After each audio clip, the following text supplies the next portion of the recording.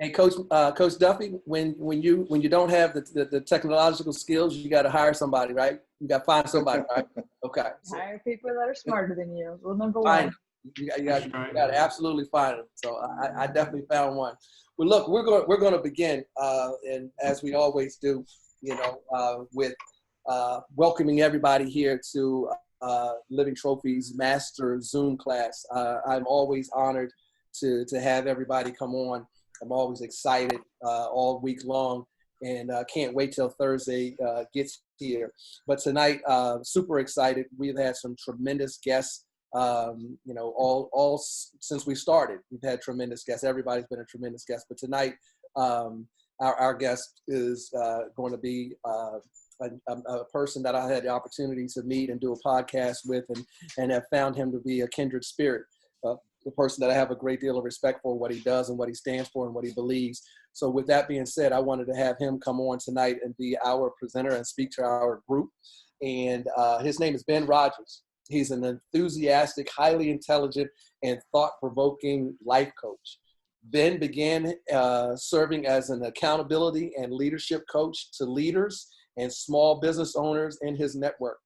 This led to the founding of TBL Coaching LLC in 2018, which is a professional accountability and coaching service.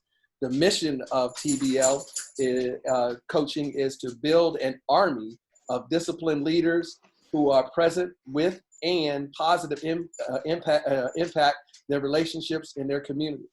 And as a supplement to TBL, which stands for the bottom line coaching, Ben spends a couple hours per week on his podcast show.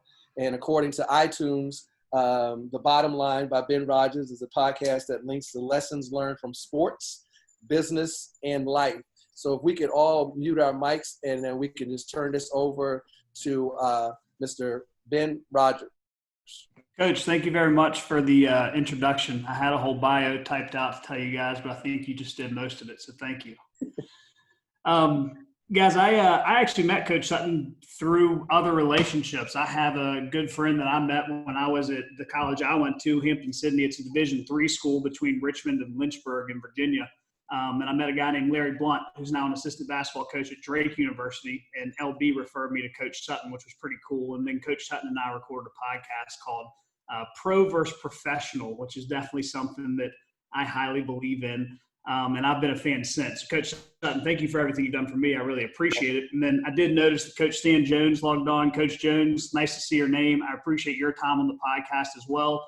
Coach Jones shared with me that they do something with their team called Sugar and Hot Sauce, where they bring the whole team together and they share a little bit of sugar, say something sweet about one of their teammates, then share a little bit of hot sauce, something that stings. And that is something that I've brought into group coaching with me. So Coach Jones, I appreciate your influence with that.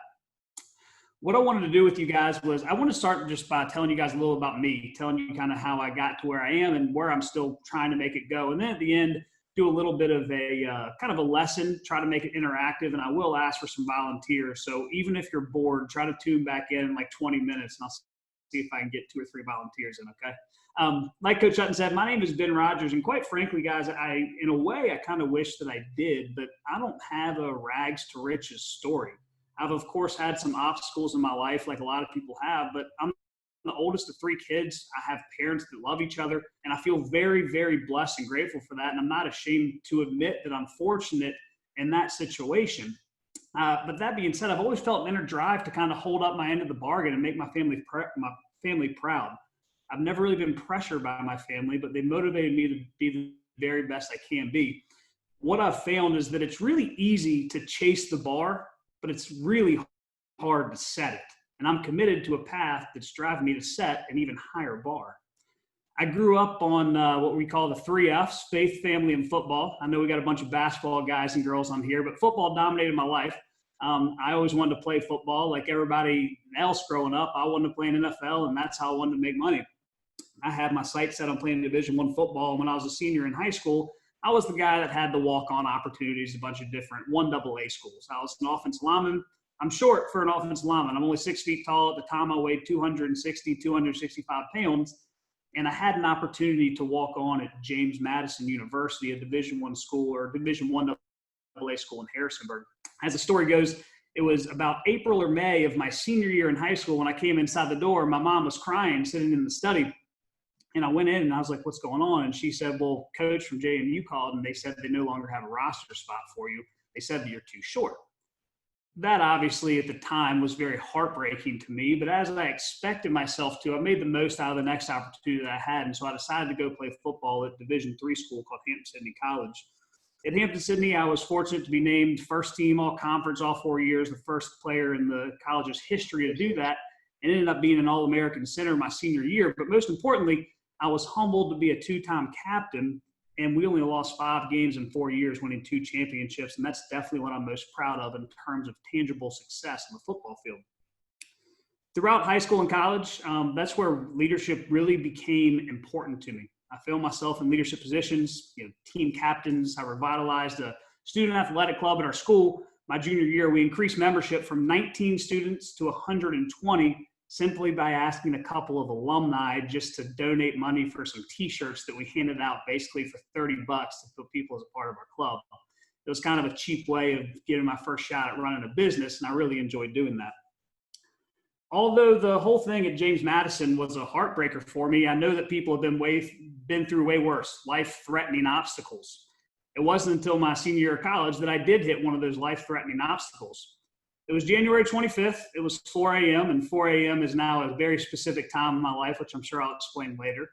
But it was 4 a.m. on January 25th, 2012, and a fire broke out at our house.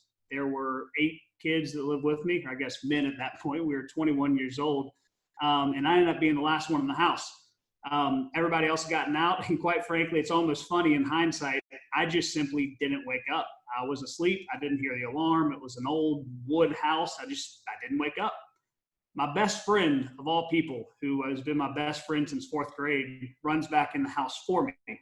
We somehow crossed paths. I didn't hear him, and this might have just been a good luck charm from the man above, but I woke up, we crossed paths, I get out of the house. And at this point, I'm not even sure what's going on. I just got out of the house and all my friends are out there except my best friend. So I just assumed that he was back in the house and we had to go get him. As I make a break back for the house, he comes out the window. And as it goes on, I realize that the reason he was in the house is because he ran back in for me. So understand how that must feel. Being the last one out of a burning house, your best friend runs back in for you, but he's the one that's badly injured. I had a few second-degree burns, had to get scoped, all that stuff. I was in the hospital for 2 days, and in the long run, it really wasn't that big a deal. My best friend, he was in the hospital for 41 days. 60% of his body skin graft, had to not come back to school for quite some time, obviously. And for me, it was a humbling moment to realize I had somebody like that in my life. In an effort to repay him, basically what I ended up doing was dropping a class, bringing schoolwork to him on weekends and twice during the week. Fortunately, our college is only about an hour and a half from where we live. And so we ended up graduating a month late together, which ended up being a pretty cool moment for us. What really sparked my, professional want to get into some sort of business ownership or sales or something local to the people that I knew is that when we got to the hospital that morning in the city of Richmond, by 7:30 a.m., this is 3.5 hours after the fire broke out, there were about 250 people from the community that we grew up in that were waiting at the hospital for us. That to me was incredible. And so I realized in I'll call it a selfish way, I wanted to take advantage of that, but I wanted to be involved in the community and I wanted to be a part of something really special.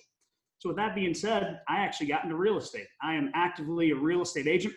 And I'm not in it for the houses. I'm in it for the leadership. I'm in it for the team building. The business owner mindset is really why I enjoy being in real estate. So I want to tell you guys just a little bit about my real estate team, and maybe that'll help you guys understand what I'm building now. In 2012, I got into real estate. I didn't sell any houses for 5 months. It takes if you guys have probably worked with real estate agents before, it takes a long time to get going. And then ultimately, towards the end of 2012, I hired a coach. Coaches have been such an impact on me, my high school football coach, my college football coach, my youth coaches, my mentors, my dad, all of those things. And after that, I skyrocketed. In 2013, I finished 20 in the company out of 300 agents, only 23 years old. But really what it was that I committed to being accountable.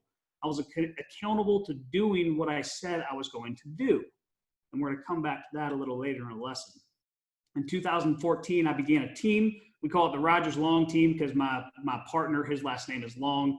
And really what I realized that in order to become successful in anything you do, you either have to be doing what you love and or loving how you do it. You have to do what you love, or you have to love how you do it. I don't love houses. I love my team. I love my teammates, the team meetings, the structure, the training, the leadership, the accountability. I love the systems that we've put in place. It doesn't mean I'm doing what I love, but it does mean I love how I do it. For the past 6 years, I've been top 10 in the firm with over 325 agents. I'm a junior partner in the firm, and I lead a team of 7 with 3 top producing agents, 2 agents that are well on their way, and 2 assistants who they like to say that they love coming to work on Mondays. So it's always nice to have a staff who looks forward to coming to Mondays. This year, we'll do somewhere around 125, 135 transactions, and I've got it set up so that I'm in a leadership, coaching, and management role unless my time is dedicated to actually selling with houses and working with those clients. My teammates are really more like coaching clients to me at this point. I love my team like family, and I wouldn't trade them for anything. I'm similar to you guys, I'm sure, on your coaching staffs and your players and whatever you guys are doing. The people you work with, they make you better. By leading the team, I realized that a lot of things we talk about and execute are a direct link from what I learned from sports, from my coaches and my mentors. Coach Sutton mentioned this a little bit in his introduction, but linking lessons from sports, business, and life really became my passion. And that's why I started the podcast we call The Bottom Line, which really, honestly, it kind of became more as a hobby. Or today, it's an outstanding supplement to my coaching business. On the bit more personal side, in 2018, I married the love of my life, Emma, who ironically I met at our real estate firm in a training class, exactly 7 years to the day before our daughter was born on May 13th of this year. So she's just over 3 months old. Her name is Elliot, and obviously I think she's perfect. My wife, Emma, she's always listened to me whether I'm celebrating or complaining. She and my daughter, they are definitely my largest inspirations. And for those of you who are married and or have kids, I'm sure you would agree with that statement. Emma's not only the funniest person I know, but she's one of the few people that has no problem telling me like it is. She has no problem calling me out and making fun of me. And for that, I really appreciate her. Most importantly, for the topic of this, she encouraged me to do what makes me happy. Her encouragement, along with some encouragement by some fantastic business owners I met through my real estate career, they drove me to start the Bottom Line Coaching Company in 2018. Coach Sutton once again did mention this, but TBL Coaching is a professional accountability and coaching service that encourages discipline and preparation among leaders. We hold our clients accountable to executing action plans to accomplish their goals and to become more efficient with time. Today, as it stands, I'm working with 24 different leaders. A majority of them are small business owners, but some leaders in other areas as well. They're located in Virginia, North Carolina, South Carolina, and Alabama currently. My goal is to work with more coaches and coaching staffs and others in sports, and that's a large part of my podcast. It's interviewing coaches in sports because I do believe we can learn a lot from them. I mentioned earlier that Coach Stan Jones talked to me a little about sugar and hot sauce. Now we're applying that to some group coaching, which is pretty incredible. The ideal client for us has an athletic background and or frequently finds themselves saying they're too busy to accomplish goals. We've eliminated that word from our vocabulary, and I hope I can encourage you to do the same. A few months ago, we opened up what we call the Disciplined Dads 90-day program. JB, we were talking about becoming a dad here earlier. The Disciplined Dads 90-day program, it's run by one of my favorite accountability partners. His name is Larry Sanders, and he helps current and expecting fathers with open communication, expectation setting, and techniques to make the most out of the fatherhood experience. The coaching company was founded on the core values of attitude, discipline, and preparation. I learned a lot about having a positive attitude, mainly from my mother at first. My mom had a sign as we walk out the door, and it said, "Attitude is everything, pick a good one." We ended up kind of touching it as we go out the door, almost like we were running out of the tunnel at Notre Dame. You see the sign that says, "Play like a champion today." We touched the attitude sign. And obviously, I learned a lot about having a positive attitude from my wife, Emma. She definitely keeps it cool when she needs to. The discipline aspect, I learned a lot from my father and, quite frankly, my siblings. We really understand that you have to control only what you can control. If you focus on the things you can't control, quite frankly, you're wasting your time. My father owns more companies in real estate than I can even count, yet he never talks about it just because he wants to be humble, but he also is never too busy. He owns and does all these things, yet he coached me for 6 to 8 years in football. He coached my brother. He went to my sister's horse shows. He did this, he did that, and you never heard him complain about being too busy. He's always under control. Preparation, I definitely learned from a high school coach. My freshman and sophomore year, I'm sorry to be about this, but we sucked. We were horrible. We were 0-10 my sophomore year. We were a young program, but he taught us about doing the little things right. By my senior year, we ended up becoming region champions. And what he taught us was this. He taught us that we need to learn how to compete when no one else even knows there's a game going on. And that's what preparation is all about. It's competing when no one else even knows there's a game going on. With using a football reference here. And I got this from Andy Andrews, if you guys have ever heard of Andy Andrews. But what he says is that everybody understands that you have to compete between the snap and the whistle. But where you can really win the game is between the whistle and the snap. No one else knows there's a game going on then. That's when preparation comes into play. In, I guess it was 2014 or 15, I was on a coaching call with my business coach. And I was, honestly, I was kind of just complaining. I was complaining about the fact that I didn't love real estate. What am I doing? I want to do something more. I want to get into sports. I want to coach, that type of stuff. And finally he said, Ben, shut up. And it's actually a coaching term that's called bottom lining. And he said, Ben, shut up. He said, Ben, you're young, you're driven, and you're systematic. Just go build your army.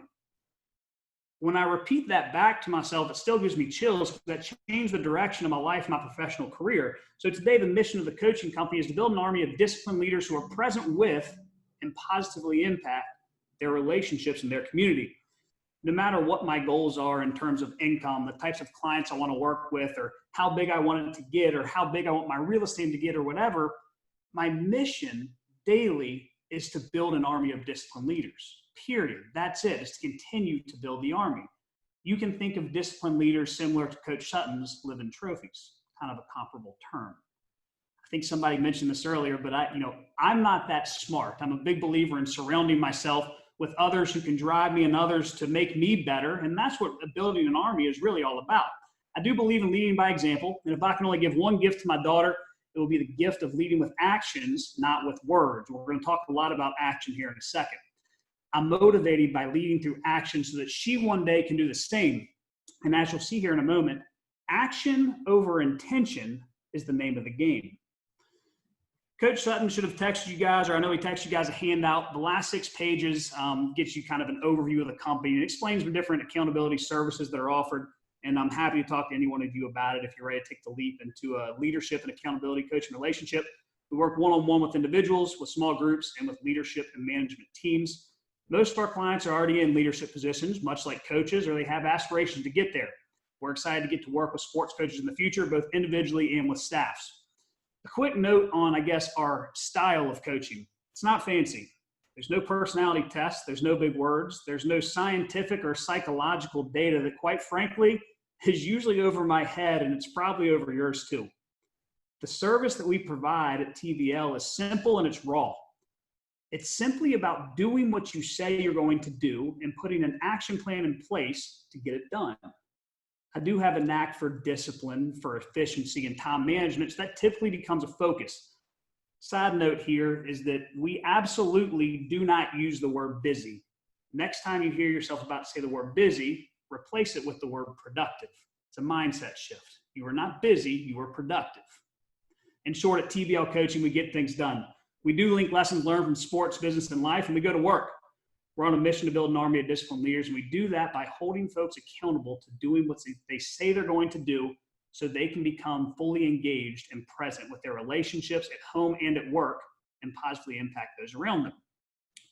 Quick question for whoever wants to answer this. Can somebody define to me what they believe the word balance means? Anybody? Balance.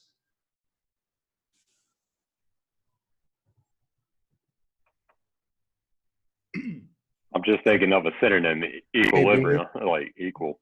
Equal, okay. Who else? I'm a Libra, so that's a good point. I was thinking balancing tasks Okay. to the intention that you put towards those tasks. Okay, very good. Who else? Give me one more. I'd say a constant struggle to stay even. Constant struggle to stay even. Very good. I don't disagree with any of those things. Balance in itself, the definition definitely means equal, right? But a lot of times when people think of balance, they think of something like work-life balance. And quite frankly, you guys are coaches. A lot of you guys are, at least. You have early morning practices, you have late night games. It's virtually impossible to add up the hours and say that you spend 50% of your time at work and 50% of your time doing life. I'm going to offer you guys a new definition of balance. Being balanced means that you are fully engaged in whatever it is you're doing. Being balanced means you are fully engaged in whatever it is you're doing. All right? We're going to come back to that. I do want to get into kind of a brief, I guess, coaching and training session. So what I'd like you guys to do is actually turn, if you guys have printed this out, turn to the page that says integrity scale. And if there are any questions, I'll give it like 10 seconds. Please ask a question. Other than that, I'll just keep moving forward.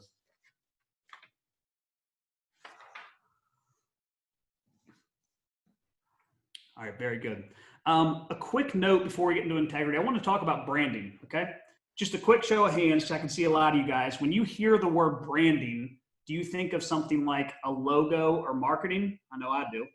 Branding, logo, marketing, okay?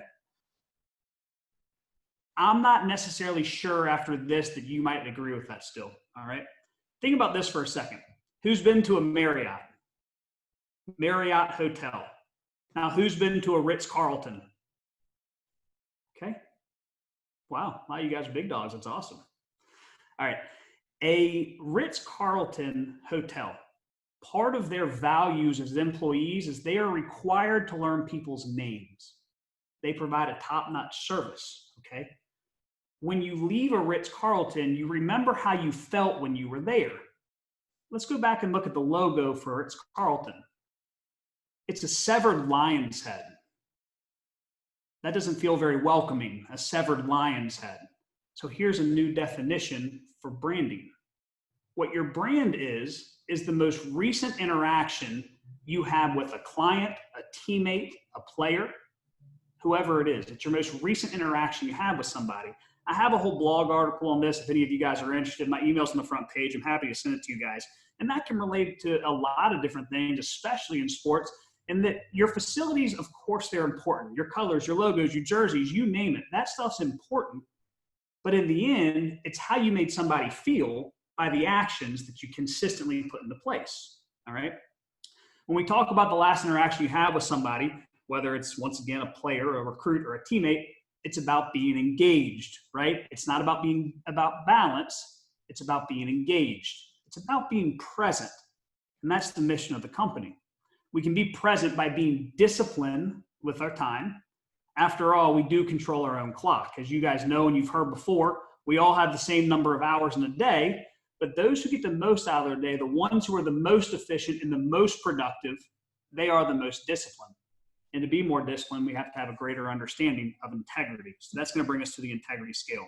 I would like 3 volunteers for this lesson. Coach Sutton, I'm nominating you to be one of them, so I need 2 more.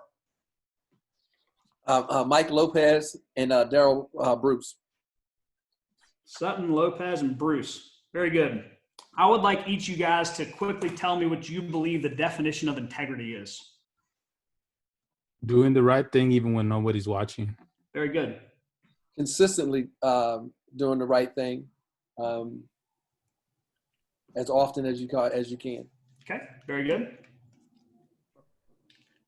Am I next? Okay. Yeah, integrity. I think it's your personality and basically just your personality. Okay, very good. Let me give you guys a very raw black and white definition of integrity. And you guys can write this down if you printed this out or if you have a piece of paper. Right?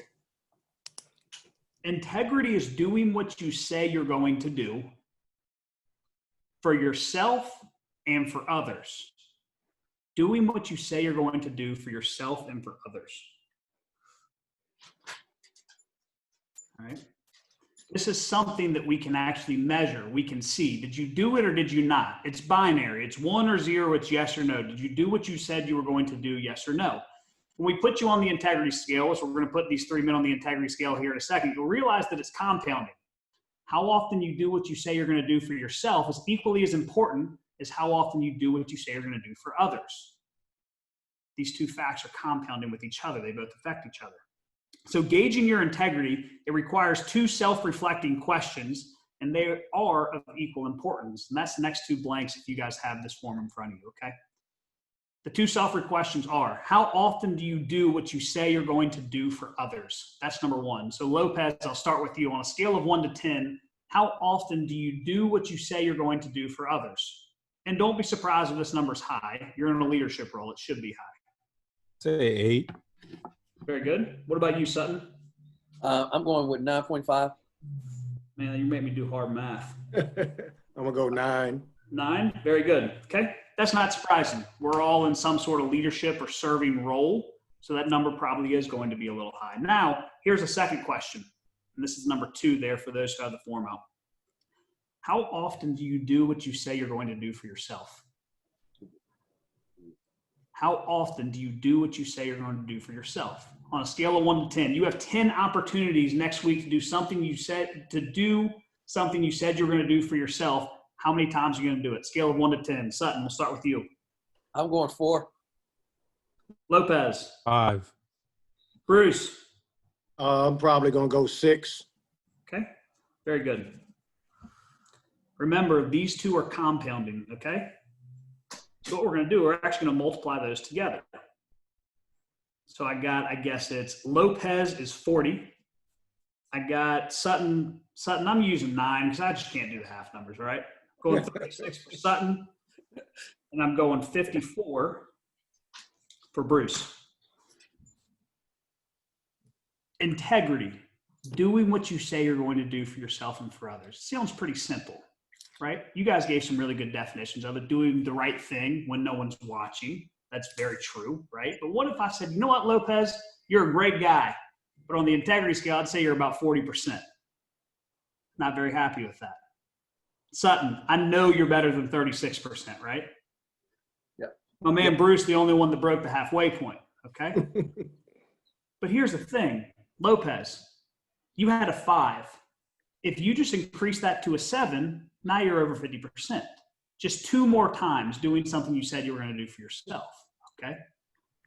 So here's kind of the mistake or the misconception that we all have is that we're all naturally miscalibrated. That's the next blank there. We are all naturally miscalibrated, meaning that we're not honest with ourselves. And I appreciate you guys being very honest with yourself here, okay? We are all naturally miscalibrated, all right?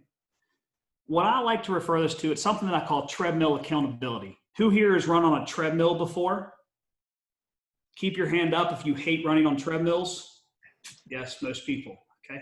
Here's the best part about a treadmill. A treadmill does not lie to you. It absolutely does not lie to you.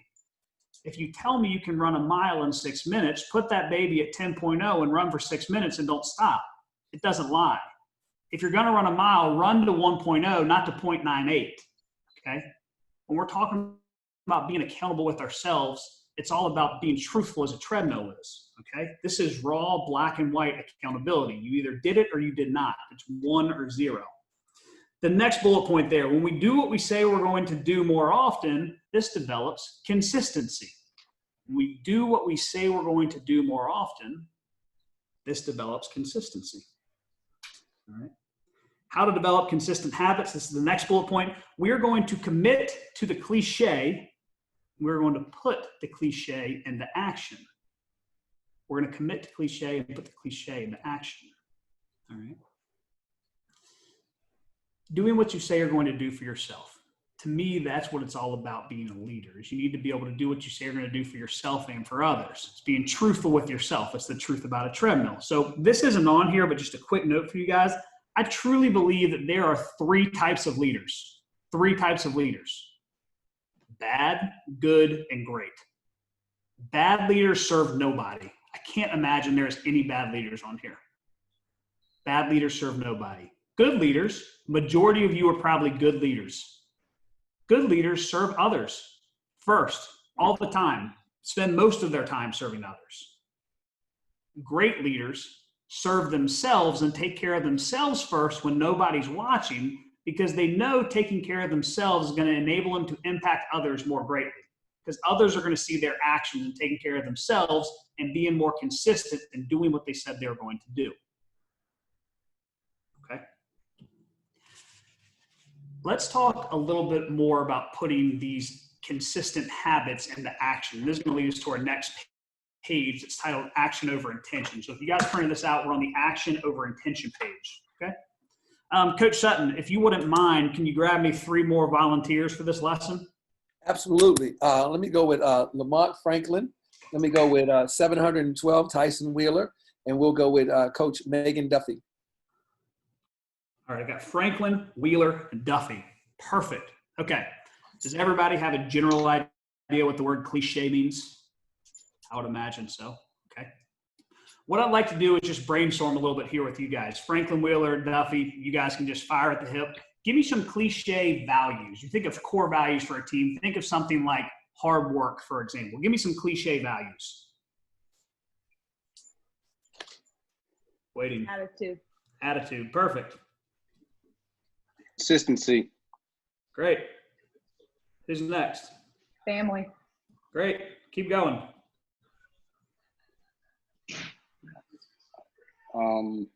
Buy-in. Great. Let's get like 3 or 4 more. Give me some good ones. The things you see on the wall in the locker room.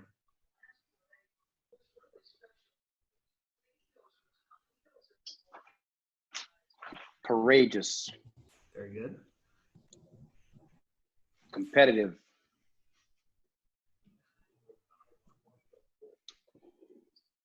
Character. Character. Perfect. All right. Here are the words. I have attitude, consistency, family, buy-in, courageous, competitive, and character. Duffy, can you give me your favorite one out of those? Buy-in. Wheeler. Character. Franklin. Uh-oh. We have attitude, consistency, family, courageous, and competitive. Family. Beautiful. And Duffy, I got to admit, this is pretty embarrassing because for the purpose of this exercise, you'll realize here in the next minute, buy-in is not going to work. So I need you to pick another one. What do we got left? Attitude? Attitude was your first one. Let's go with attitude. Okay, cool. Now that we have these cliche words, okay, the first blank up there where it's got the arrow pointing to it, you're actually going to write the phrase bought in. Write the phrase bought in. Sorry, I had to eliminate buy-in from our cliche habits, but write the phrase bought in, okay?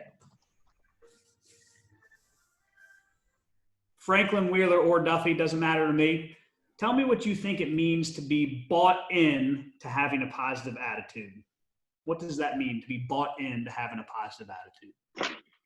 Doing whatever it takes without hesitation.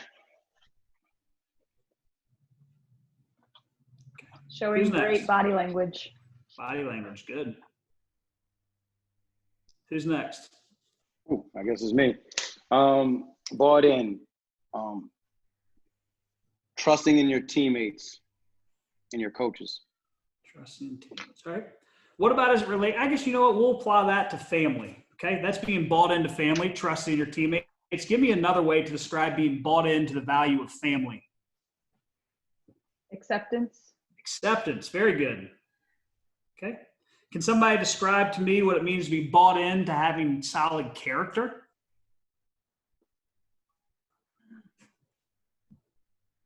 Respecting Right your. thing. Oh, sorry. Go ahead. What do you say, Coach? I said always doing the right thing. Right. Okay. Somebody else? Respecting your school's name when you're not on campus. Very good. All right. I think everybody would believe that when you do whatever it takes without hesitation and you have good body language, that is a good thing for attitude. Okay. I think most people would believe that trusting your teammates shows that you're bought into family. I think that always doing the right thing would show that you're bought into character. But here's the problem with all of these, okay? How often do you hear somebody just say, whatever it takes, no hesitation, accept your teammates, right? The problem with buying into something is that it's all intention. It's all intention with zero action, okay? Tom Crean, who I'm sure you guys have heard of, who's coach at Indiana. I think, unless I'm not up to times, he was the coach at Georgia. I don't know if that's still true or not. But he said something. He is, okay. He said something in Jay Billis's book, Toughness. He said that the ability to go from bought in to locked in defines how tough somebody is. The ability to go from bought in to locked in. So the next link there on the far right side, I want you guys to write locked in. Write locked in. Okay. Being locked in is committing to the cliche. So I want to go back again. And this might take a second to think about. Give me an actual action, something very specific. You can come up with even a specific example that you've experienced in practice, outside of the gym, at a game. Give me an example of being locked in to having a great attitude. Give me a specific example. When one of your teammates falls on the ground and it's the standard to go help them up. And so the whole team runs over there to help them up. So they're all locked into the standard of your particular team. Perfect. Somebody give me an idea of being locked in to family. So when you go into the laundry room and there's some dirty clothes in there, you just go ahead and you start washing them for your family. Awesome example. Somebody give me an idea of being locked in to having character. Locked in. Give me an action, a specific example.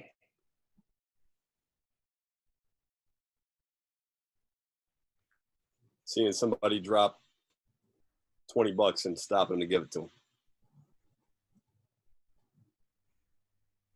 Good. Here's the deal with toughness.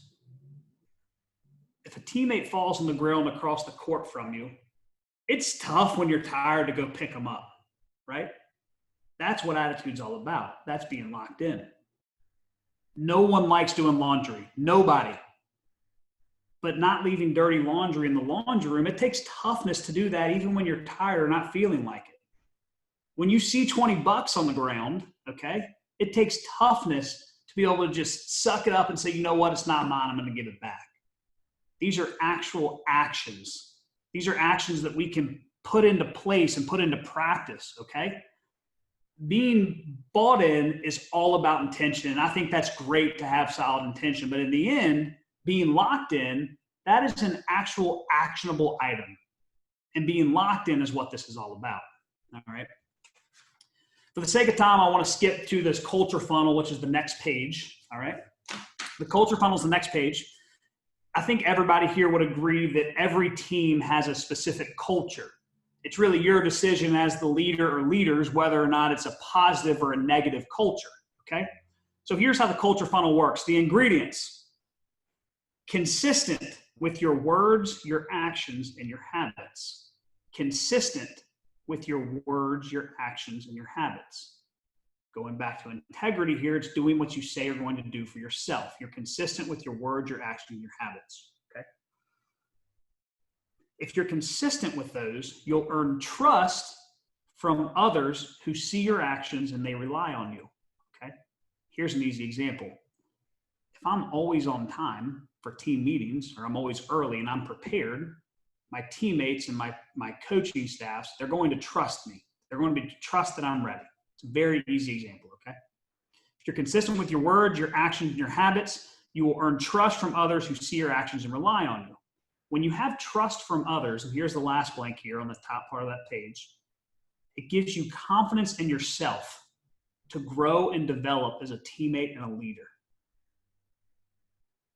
I don't know about you guys, but I develop confidence when people trust me.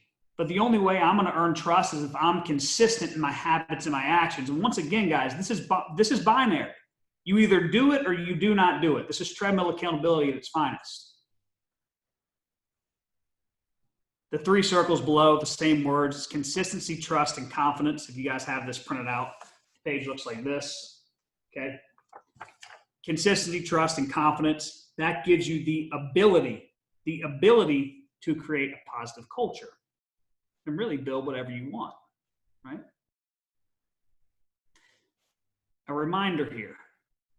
all of this starts with you.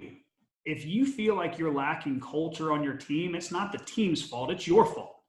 It all starts with you. Your consistent actions and habits, they're going to impact those around you. When you take care of yourself and you do what you said you're going to do for yourself, naturally, those around you are going to follow your lead. Okay. The last page here that we're going to look at together, I just titled Becoming a Disciplined Professional. Basically, these are action steps I'll leave with you guys. Every coaching session, sorry, there's a motorcycle going by. I live in a town called Mechanicsville, so there it goes. Becoming a disciplined professional. Okay, here are action steps. Every coaching session that we have, we end with action steps to be completed between now and the next time we meet. The action steps for you guys are this. We are going to do our best to take the intangible and make it tangible. Everybody believes it's good to have a positive attitude. We're going to use my core values here. It's always good to have a positive attitude. It's good to be disciplined. It's good to be prepared. I don't think anybody would argue that being bought into those things is important. But let's make them tangible, and here's how. We're going to establish your core values, your individual core values, by asking the following questions, self-reflecting questions. Who am I when I'm at my best? What am I missing when I'm at my worst? What does it mean to be present? And what does it mean to positively impact others? Once you answer these questions, you're going to come up with a bunch of different of those cliche words and values.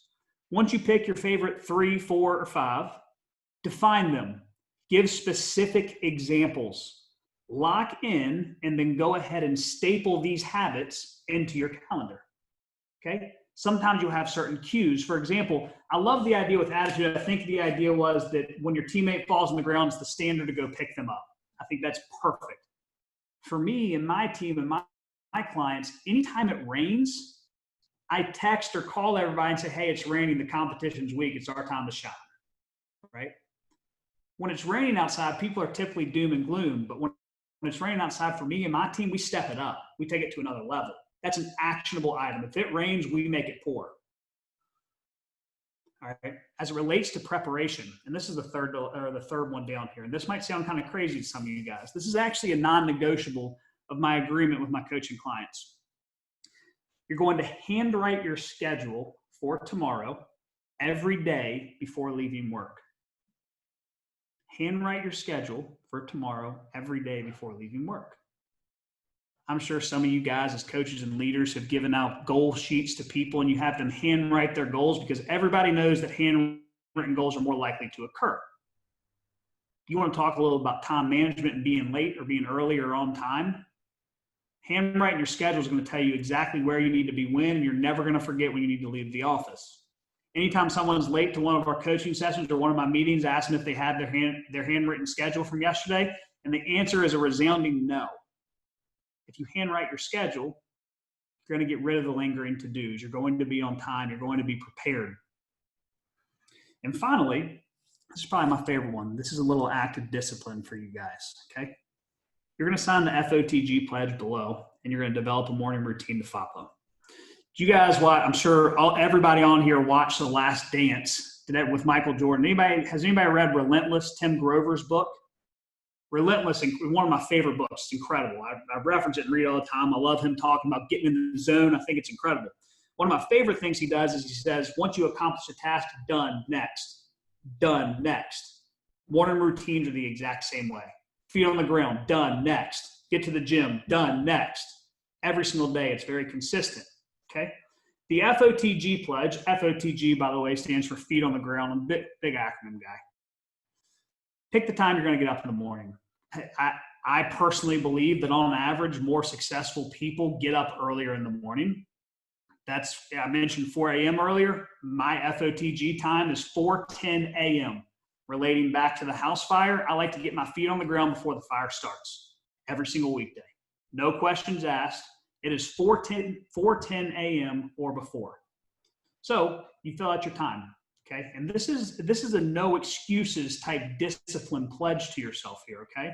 It doesn't matter if you have an early appointment or a later appointment. This is all about consistency and doing what you say you're going to do for yourself. I respect my time as much as I respect everyone else's. My first appointment of the day begins when my feet hit the ground. I will be earlier on time to my first appointment, and this will set the tone for my actions of the future. My greatest challenge of the day is getting my feet on the ground at or before 4:10 a.m., and I will defeat my greatest challenge today. Monday through Friday, no questions asked. I'm going to defeat my greatest challenge today, and I'm going to start with the time I get my feet on the ground. That's the last bit that I have for you guys. The last few pages is the TBL coaching overview. If you know anyone that's seeking accountability to accomplish goals or implement discipline habits to become more efficient with time, I would absolutely love an introduction. Coach Sutton mentioned this earlier, but I do have a podcast supplement that's a lot of fun. It's not any kind of, it's nothing that we get paid for doing the podcast. It's really just an opportunity to talk with great leaders and coaches, mostly in sports and some businesses. After all, leaders, whether you're in businesses or sports, you lead teams, and that's what it's all about. Please shoot me an email at brogers, B-R-O-G-E-R-S, @tblcoaching.com if you want to be added to my distribution list for what I call Thursday Fire emails, basically a weekly blog. They're very quick and to the point. It takes you about a minute or two to read them, and any kind of podcast updates. But other than that, guys, that is all I got for you, unless, of course, there are any questions, or Coach Sutton, you have anything else specific you'd like to talk about? Yeah, we're going to take this opportunity now to open it up to questions, and I'll start us off and fire away with, first of all, thank you, Ben, for coming on and sharing. This was really outstanding.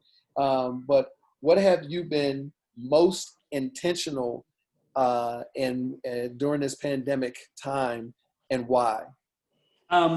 First of all, be careful using the word intentional, because we're about action, not intention, but I understand the question. I'm gonna fire back at you. Okay. I wrote basically a company memo, if you will, to everybody on my team and to everybody else that we work with, both in real estate and in coaching. And the title of it was Desperate Times Call for Discipline Measures. Desperate times call for discipline measures. We're all about building an army. So I selected 4 people out of my army, and I said, those are the types of guys that I want up with me at 4:10 in the morning. We started what I call the parking lot crew, PLC. We met at my office, which is about 20 minutes from my house. We met at 4:55 a.m. every single weekday, and we did a 45-minute workout that was provided to me by my brother. So that's how we started everything off, is we kept to our normal routine. We normally go to the gym, but we ended up having to work out outside.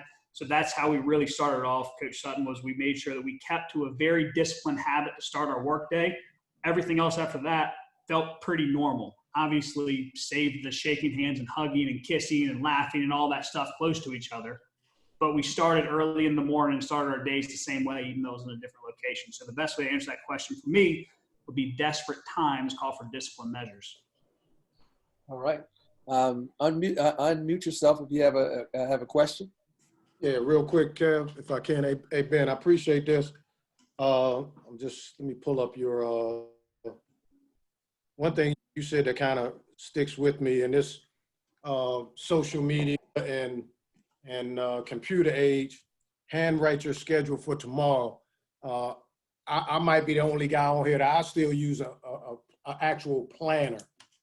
And as soon as you said that, I flipped to my tomorrow, because I do that every day. So, right. And it does help you by writing it down. To me, it helps sink into your mind. I'm not begrudging anybody that does thumb hockey, but that just kind of stuck out with me, because I'm a stickler for that, and I can run down my whole schedule tomorrow right now. So I just to the wise of it's not all about thumb hockey all the time. Sometimes it does sink into your memory. To me, the more you write, the more you comprehend sometimes. I thank you for saying that. I obviously do agree. And I guess I have 2 thoughts and comments on that. One would be, social media is definitely the new age. Internet's the new age, all those things. But I don't think anybody would argue with the fact that a face-to-face or a voice-to-voice conversation will always be more effective, whether you're in sales or recruiting or leading, always, right? Now let's relate that back to the scheduling. I have a Microsoft Surface. I have an iPhone. I have a desktop at work. I use Outlook. I'm a big PC guy. I love Microsoft Outlook. All of my stuff is stored on there. All of my calendars are synced. So when I schedule appointments out, send an Outlook invite, whatever it is. But here's the deal. To your point, Mr. Bruce, if I have a daily staple, A staple is something that is in your calendar at the same time every single day. I have a daily staple at 12 to 1 p.m. to prepare tomorrow. That means I'm going to handwrite my schedule for tomorrow. When I do that, I'm never going to be unprepared. I'm never going to be unprepared. So it is a combination of both. I absolutely use a lot of people use Google Calendar. I'm an Outlook guy, but the handwritten schedule makes sure that I am never unprepared for tomorrow. And I carry it with me everywhere. I mean, there's my schedule for tomorrow. And I use actually just a notebook with blank white sheet of paper. And every single day. You can't see it, but I'm with you. Every single day for me is the same exact morning routine. 4:10 FOTG, 4:30 leave the house, 5 gym, 6:15 I'm home for breakfast, reading, journaling, and getting my baby out of bed. All right, next question. Sharif, introduce yourself and then ask your question, please. Thanks, Coach. Sharif Hashem, Susquehanna University. Hey, man. Ben, thank you. You talked a lot about work-life balance, or you mentioned it, and you talked a lot about, committing to doing things yourself, making that commitment to saying I'm going to do things that, but we all struggle. It's our industry. It's who we are. We all struggle with doing things to take care of ourselves. What advice can you offer, something that I can do for myself, or how do I get that done, get that accomplished? That's not work related. The commitment to getting enough rest, or eating right, like those kinds of things. Like what can you share with us? We can get deeper on this if you want, but I'm going to ask you a very quick question. And I'm sorry, Sharif, is that how you pronounce your name? Sharif, do you get up at the same exact time every single morning, Monday through Friday? 6:30, yes. 6:30, yes. Beautiful. What do you do after 6:30? I do a yoga stretch. It's 18-minute stretch. If I sneeze, I'll pull a muscle. So I got to stretch as soon as I get up before I eat or I do anything. Can you find 5 minutes in your daily morning routine for me? Can you create 5 minutes? Yes. Even if you change your FOTG time to 6:25, can you do that? Yes. Great. I don't know if you guys have heard of or read Tools of Titans. It's by Tim Ferriss. Tim Ferriss is okay. He has Tim Ferriss is incredible, I guess, but his podcasts are very, very, very long. I kind of get it's a little too over my head for all the stuff he talks about, but he offers something in his book, Sharif. It's called the 5-Minute Journal. I was never a journaling guy until recently, over the past few years. And actually, this coaching business was born and structured out of a lot of things that I got from the 5-Minute Journal. So every single morning, I just write my schedule, 5MJ, just 5-minute journal, and it consists of 4 different parts. The first one is today I am grateful for, and then 1, 2, 3. This can be family, wife, whatever, the coffee you're drinking. It doesn't matter, just something quick, right? The next one is what would make today great? 1, 2, 3. The third part's going to be daily affirmations. So I am statements. I am strong. I am smart. Whatever you want to write. Okay. And the fourth one, this is my favorite one. The fourth one is I will. What will you do, Sharif? I will blank, blank, and blank. In our Disciplined Dads coaching program, which my partner Larry works with these folks, we talk a lot, and this applies to the professional world too. We talk about anticipating and initiating. If you can anticipate something, you can therefore initiate it. So as it relates to maybe a new dad at home with a wife and a newborn, if you anticipate that you're running out of bottles, you better initiate the bottle cleaning, for example. The I will statements can really relate back to that anticipation and initiation. So my suggestion to you, Sharif, is to create 5 more minutes in the morning and do the 5-minute journal. Thank you. You're very welcome. Next question, JB, introduce yourself and then ask your question. Yeah, so I kind of have a 3-parter. I know that. Oh boy, that sounds, get my pen ready. Yeah, it sounds intense. No, the first one I just kind of wanted to knock out for everybody else. Could you repeat your email address so I can put it in the chat for everybody? Absolutely. It's brogers, BROGERS @tblcoaching.com. And guys, if you have any interest in being added to the distribution list, please shoot me an email. I'll be sure you're added. And you know what, I'll forever, whoever sends me an email, I'll forward you over the one where I talked about the branding and the severed lion's head, because we talk a lot about sports in that quick blog. And once again, take 2 minutes to read. I think you'll enjoy it. All right. So my 2 questions for you. I'm going to give you the easy one first. Okay. So what adjustments have you made? We talked about how I have a JB, I'm sorry. I son. missed the first part of that question. I'm sorry about that.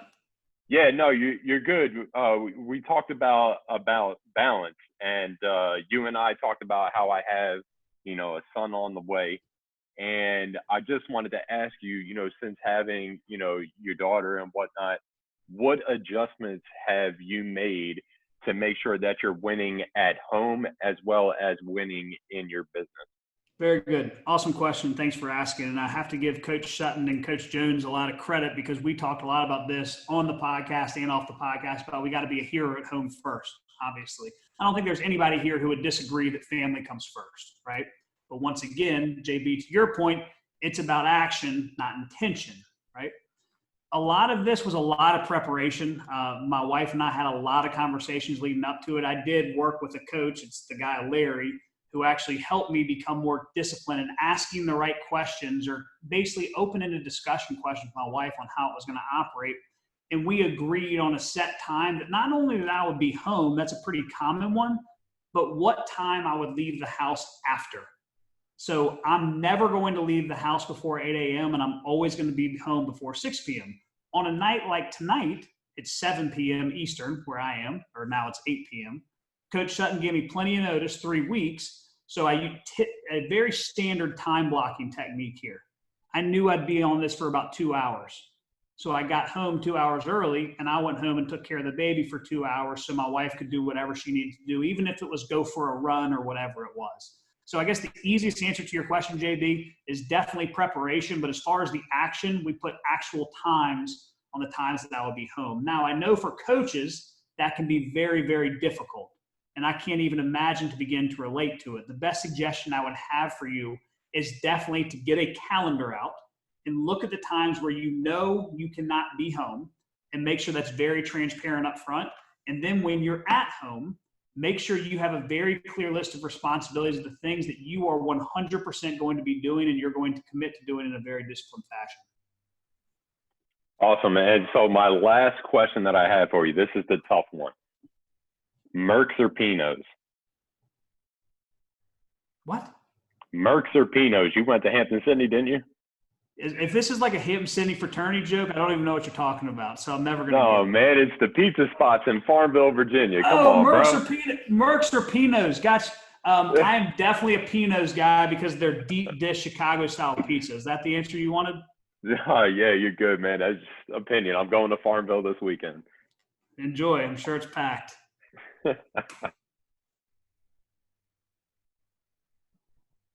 Next question is Trey Brumell. Coach, thank you for calling me. Ben, thank you so much for being here with us and sharing. Actually, I have 2 questions for you. You talk about brand. I love your definition of brand, your most recent interaction with someone. I love that. I think it's so important to be consistent with the people you are, and that's really who you are and how you're represented. Your definition of integrity, I really love. With balance, can you just sort of expand on how you came to that definition, and just a little bit more information on how you define it? Absolutely. So the easy answer to your question, Trey, is my coach helped me define the word balance as being fully engaged, so I'll cheat by saying that. But it really comes down to 2 things. It comes down to being disciplined. It comes down to being prepared. We talked about the handwritten schedules. When I write my schedule for tomorrow, I rip today out of my notebook and I throw it away. That now allows me to be present in the moment in which I currently stand, because I know everything's done today and everything's prepared for tomorrow. That allows me to be fully engaged. If you guys have ever read or listened to any Jocko Willink, Jocko says that discipline equals freedom. I very much agree with that. And so when it comes down to being fully engaged, if you are disciplined in the things that you have to do, and you do them at the same times, and you do them consistently, it allows you more flexibility and freedom to be more engaged and present in the moment. I actually brought something with me that I got from, I think, Coach Sutton, I think he was on your Living Trophies 1. And I actually had an opportunity to talk to him on a podcast, Kevin Eastman, Yes. who wrote a book, Why the Best of the Best. He's awesome. And he says that the 3 most important days are yesterday, today, and tomorrow. Yesterday is about evaluation and education. Today is about execution, and tomorrow is about preparation. So Trey, if we can evaluate and learn from yesterday and we are prepared for tomorrow, it's much easier to produce and execute in the present, if that makes sense, today. So evaluating yesterday and preparing for tomorrow allows you to be more fully engaged in today because nothing else is on your mind. It's already taken care of. Thank you. Yeah, I work with so here at VCU, I work with head coach Shaka Smart while he was here, and he Awesome. just had an incredible ability to transition from one thing to the next, whether it be practice, his family, whatever. And I think listening to your definition of balance, I think that's sort of what he had was balanced in what he was doing and being fully engaged. So thank you. My second question is about integrity fatigue. So it seems like your definition of integrity is doing what you say you're going to do at all times, right? For yourself and other people. And someone already mentioned this, but nobody's perfect, right? I think even Kobe, Black Mamba himself, he's pretty close. He's told everybody, even though he does feel the fatigue, right? Even though he still wakes up at 4 a.m. and shot shots before the game, did everything to prepare. So I guess my question is, do you have integrity fatigue, and how do you deal with it? I have a very easy answer to this. Yes, absolutely. How do I deal with it? I start saying no instead of yes. It's about setting expectations with yourself and for others. So if integrity is doing what you say you're going to do for yourself and for others, stop saying you're going to do it. Does that make sense? And it's not excuse making. You don't need to make an excuse. I'm not going to do that, or I'd like to reschedule a time to do this, if that makes sense. So I know that sounds very simple to a great question, but yeah, absolutely. I think everybody gets fatigued in all areas, especially in integrity. If you agree to do too many things, but at times you have to be able to say no. Got it. Thank you. Yeah, man. And with a lot of these things, guys, the goal and the structure of the way that we work with clients is very simple. And that doesn't mean that we're not well researched or well studied or well thought out or anything, but in the end, it really is simple. If you want to stop being tired about doing things you said you were going to do, stop saying you're going to do them, right? All right. Great question and great answer. Next question, Rob Eson. Ben, I'm interested in if you would speak a little bit more on the 5-minute journal. Sure. In this regard, I'd love to hear an example. Like, I'd love to hear like what your 5-minute journal was this morning or the other day, and then I would love to also hear how long you've been doing this and what effect has this had on you? Sure. Great question. And it's interesting because I was against journaling for a while for 2 reasons. I thought it was cheesy, 1, and 2, it took time. Then I realized there was an opportunity to do it in 5 minutes, and I was like, all right, I'll give it a shot, and ended up liking it. I'll read you the past 2 I did, if that helps, from yesterday or from this morning and yesterday. But what it did for me over time was this. I started doing it in January of 2017 is when I started. Okay. And what it allowed me to do is it started expanding my mind. If you guys have ever read the book Think and Grow Rich, they talk about something called infinite intelligence. And what that basically means is that you are expanding your mind above limitations that you never thought were possible. Basically, there's some people who, it's not all about riches or money, but it's an easy thing to talk about for this lesson. Some people think you can just grow up and, man, the most I'll ever make is $50,000 or whatever. But once you put a few habits in place, you realize that 51,000 is possible. Your mind completely blows open. The 5-minute journal helped my mind blow open while at the same time staying very simple and structured in little things because it is such a quick one-hit journal. So my 5-minute journal for the past 2 days, I'll read it to you guys. This was yesterday, today, and this was at 6:16 a.m. Today, I'm grateful for my morning routine, my health, my family, what will make today great, home by 5 p.m. with a clear mind, a new disciplined client, and this girl named Caitlin that works on our team for Caitlin to generate a big lead. Daily affirmations, I am committed, I am focused, and I am getting better. I will be on in my coaching session with Lisa because I feel as if she is a little off. I will be focused with Mark because, or I'm sorry, I will be simple with Mark because I feel he is unfocused. And finally, I will take care of the small stuff when I get home, like unloading the dishwasher, because I think Emma's going to be tired. This morning's, this was at 6:46 a.m. I always do my 5-minute journal between 6:15 and 7, depending on when the baby gets up. Today, I'm grateful for my family, my home, and my habits. What will make today great? A great session and referral with Dominic, a great session with MG's group, and number 3 was to complete my living trophies prep. How about that, Sutton? There you go. Daily affirmations. I am confident. I am common sense smart. I am a great husband and father. I will use my actions. I will work hard, and I will be present at home. Good stuff. All right. Great question, Rob. Next question, Lamont Franklin. Ben, how you doing? Lamont Franklin, Good, University of Miami. Again, it's been said before, but really appreciate you being on here today. Absolutely. I actually have 2 questions. My first question was just brought up, so I've got another one for you. But just as you talk about your 5-minute, your journaling in the mornings, can you share how often are some of the things that you write in your journal, are they repeated? Whether it's day after day, or do you revisit it every few days? Maybe like some of the affirmations or things of that nature. How often do you find yourself kind of revisiting some of those same things?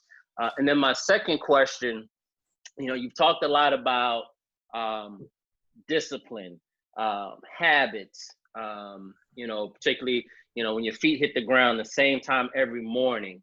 In a world and in a profession, particularly our profession, where we're dealing with a lot of adversity and a lot of things that are out of your control at times, can you talk about some ways of really kind of honing in keeping control around staying in your routine and staying on task to do the things that you have, as you set your plan? It's real easy to get sidetracked once your day gets going. So maybe some tips of how to stay on track. Absolutely, no problem. The first one, I'm revisiting the journal ideas when I'm writing down. I do revisit it frequently, and usually I revisit it when I run out of paper because I'll tear them out and I'll put them in a folder and I'll go back and look through them. What I found is that I do write frequently, and this is probably an obvious statement, I write frequently that I'm grateful for my family. I'm grateful for my wife. I'm excited for my baby, all of those kinds of things. But I do feel like that's something that should be revisited and appreciated often. I've actually found, Coach Franklin, when I'm going through my I will statements, a lot of times they stick for a few weeks, and then I realize that I accomplished it, and then I go on to something else, which is kind of cool looking back at it, because subconsciously it's like, oh, well, I've accomplished that. I'm not going to write that again, if that makes sense. So on average, I probably look back at them every month and a half, maybe, is about the time frame it takes me to run out of all my notebook paper to go into the next one. But it is kind of interesting looking back at them. As far as staying in routine and disciplined habits, we do one training class, call it Clock Control, where we talk about different acts of discipline. And I think that I actually have the sheet here, if you give me 1 second. And I don't think this is going to answer your question directly, but I am going to get back to how to stay in routine. But as far as acts of discipline, because I know that in your profession, for example, let's use the example of getting your feet on the ground at the same time. You might have a 9 o'clock game. It's probably impossible to get up at 3, whatever time it is. I realize that schedules change frequently. So what we came up with in a class was different acts of discipline to continually keep you on the path, basically to becoming more disciplined, because discipline equals freedom. We determined some things that didn't necessarily have to do with time, because a lot of times schedules can be out of our control. So here's what we came up with. Keeping your seatbelt on until you're fully in park. I'm the king of pulling into the driveway and ripping my seatbelt off before I'm parked. It's just a simple act of discipline. running the full mile on the treadmill, or instead of going to 0.99 and press and stop, you go to 1.01. Every single morning when you get up, make your bed. It's a very short 100-page book called Make Your Bed. It's incredible for anyone to read. Clean the trash out of your car before you walk inside. Do not eat dinner until the dishes you use to cook are clean. Those are just simple acts of discipline. So Coach Franklin, I know those might sound kind of crazy and a little bit off the wall compared to some discipline we're trying to build on the court or in practice, but acts of discipline off the court will definitely translate on the court, especially when it comes to maybe something like playing through the whistle or running through the line. As far as keeping in routine, the best suggestion I can offer for you here is accountability with somebody else. And a lot of times it might be with somebody who you don't know that well, but have very similar goals or very similar challenges. For example, my phone starts blowing up at about 5 o'clock with clients sending me pictures of their handwritten schedule for tomorrow, or between 4 and 6 a.m. saying, hey, FOTG, or whatever it is. Accountability text messages are a great way to stay in routine, especially if you and your accountability partner agree up front on what the rules of engagement are going to be. Here are the 3 things that are non-negotiables with our accountability relationship, as an example. We are not going to rip our seatbelt off until we're parked. We are going to write our schedule for tomorrow, and we're going to have a clear inbox before we go to bed, as it relates to business, if you will. And every time you do that, you're going to text the partner and say, hey, I'm done. How are you doing today? So a lot of times it comes to setting up an accountability partner and coming up with rules of engagement. I would keep it very, very simple and keep it something that is definitely attainable, and have a couple of small victories around the way. Perfect. Thank you. Very welcome. Hope that helped. All right. The last question for tonight goes to David McClone. All right. Hey, Ben, David McClone, varsity coach down in Southern Maryland Christian Academy, and work with Boo Williams travel team a little bit. Thanks for coming on, man. All this is great stuff. You talked about being locked in, and I think as coaches on here and former athletes, a lot of us are pit bulls when we lock in and stuff. How do you go about vacationing and kind of getting away? And could you just talk a little bit about keeping that edge and keeping yourself fresh when it's time to rest? I will. So I will fully admit that I have a difficult time vacationing, mainly because most people think of vacation as the beach, and I don't like sand and I don't like sweating that much. So vacationing is tough for me in general. But what I will say is this: look at vacations like you look at a Friday. A Friday, maybe when you're out of season as a basketball coach, okay? No one really wants to work that much on Fridays, but what they end up doing is they use Fridays as their follow-up day or their catch-up day. What Friday should be for is your get-ahead day. If you are disciplined doing the things you're supposed to do Monday through Thursday, you've now earned what we call a Flex Friday. You're able to be flexible on Friday, and any work you do is simply by your choosing, not because you have to do it. So let's relate that back to vacation. When I have clients that go on vacation, we don't talk about how they're going to squeeze in the work they have to do when they're gone. We talk about establishing what we refer to as a clearing week before vacation. So you don't schedule any purposeful appointments that week. It's strictly based on preparation. Depending on your job and your schedule and your career, maybe it's a clearing couple of days. No appointments, strictly preparation. And then the day you get back, you schedule nothing that day or the day after, because it's kind of a couple of clearing days to get everything caught back up. Now, any work you schedule to do on vacation, I think this will help answer your question too, is 100% improvement and get ahead work. It's not have to work. It's where you're working on the business, not in the business. You're working on the team values, not in the team on the court, if that makes sense. Anything you do on vacation is get ahead work, and it's working on the business, not in the business. All right, Ben, I want to, on behalf of the Living Trophy Master Zoom class, I want to thank you for coming on. Thank you for your knowledge. Thank you for your level of enthusiasm, and thank you so much for sharing, with our group. It's always, like I said, it's always a great time to get together. If you could just give us some parting words, and then I'll close with the quote of the week. Man, parting words. I wasn't prepared for this, man. Yeah, I'd love to offer you guys some parting words. The reason I started this whole thing, I mentioned this earlier, is because a lot of the mentorship I received from my father and from my high school coach. And I'll just offer a quick story from my high school coach that I hope encourages you guys to be disciplined in the little things so you can be present in the very important things. A couple years after I graduated college, my head coach from high school, he had since become an assistant, or actually the principal at a high school. His daughter was in 6th grade. It was in a play that happened to be directed by my sister-in-law, if you can follow that roundabout story. It was a Saturday, and my sister-in-law needed help moving some stuff from one auditorium for the other, and she sent out a memo to all the parents of the folks that were all the kids who were participating in the play. And then she asked me if I could come help. She needed to use a truck. So I showed up in my truck. Not a single parent was there except my high school head football coach. He had just coached the game the night before. He was an assistant principal at the school. He had 3 kids run different directions, but when the teacher and the play director needed help, he was there on a Saturday morning. That's the type of mentor that I hope you guys either have or you strive to have. Of course, he was a great football coach. He was great at X's and O's, but most importantly, he's an incredible husband, incredible father, because he has his priorities straight and he executes and he gets it done. I'll leave you with that.